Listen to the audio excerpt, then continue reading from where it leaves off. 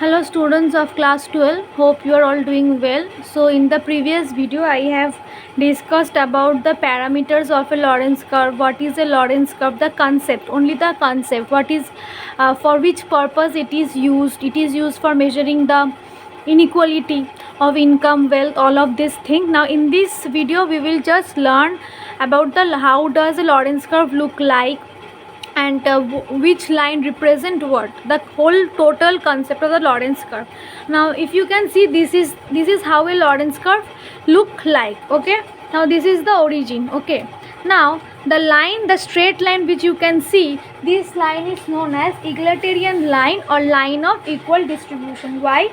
Because this line is the straight line or the diagonal of the you can say diagonal of this square is OD is 45-degree line, and so on this line all the apses will be equal to the ordinate. That is, you can say on this line, on this OD, that all the PX is equals to QX. Okay, all the PX is equals to QX. That is, it implies that if 10% of the population has a share of 10% of national income, 30% of the population is having 30% of the national income in this way. So it is known as egalitarian line, that is line of equal distribution. Okay, now this is the Lorentz curve. This part is the Lorentz curve. Okay, this part is the Lorentz curve. Now as you can see, there is a gap between this egalitarian line and this Lorentz curve. Okay,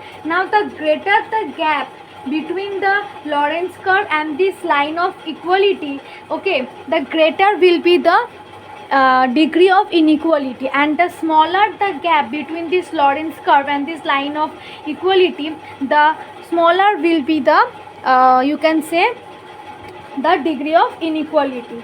Okay, now if for instance suppose the Lorentz curve, that is this Lorentz curve, coincides with this straight line, that is the diagonal, or you can say the line of equality. Suppose this Lorentz curve coincide with this line of equality, then what happens, what at that time we call its perfect inequality in income distribution. Okay, no, sorry, that is called perfect equality. Okay, if this Lorentz, that means suppose we have this one and we do not have anything. Okay, suppose this has coincided and this has become only this part, that means there is no inequality in the economy. There is no inequality. The Lorentz curve has coincided with this line of equality, which means it is a perfect equality.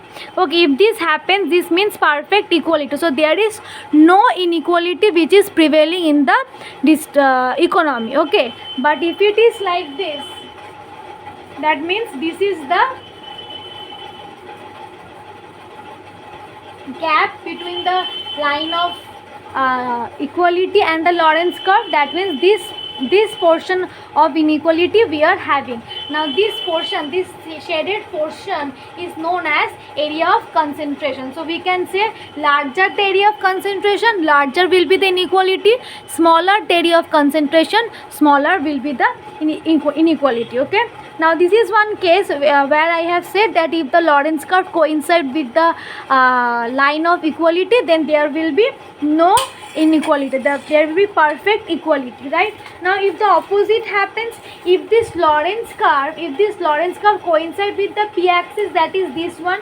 Okay, if the opposite happens, instead of coinciding with this egalitarian line, if this Lorentz curve coincide with this px, okay, then what happens, then at that time we call it perfect inequality. That is, only inequality is prevailing in the economy, there is huge inequality. Okay, so only inequality is prevailing. So this is the situation where we call it a perfect inequality. When the Lorentz curve coincides with the p-axis, we call this perfect inequality, and when the Lorentz curve coincides with the line of equal distribution, that time we call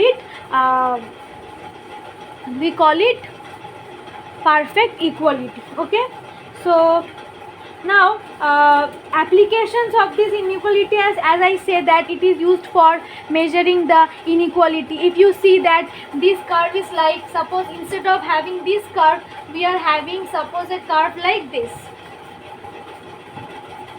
So in that case you will say, now here the inequality is small, here the inequality is much less.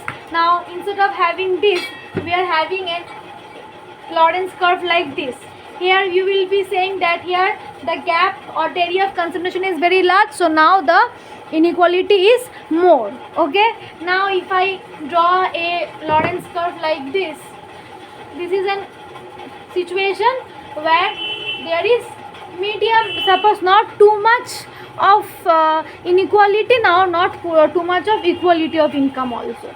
This is an optimum situation. In this way we would interpret. Okay, so this is the concept that we use for Lorentz curve. Okay, now so now for Lorentz curve, from Lorentz curve we can measure Lorentz ratio, or we can say Gini coefficient. Okay, Lorentz ratio or Gini coefficient, that part Lorentz curve or Gini coefficient I will explain in the next video. Okay, so for this video, this is only the thing, that is the Lorentz curve. How does it look like, what is, which part is called what. Okay, so that's all for this video. Thank you.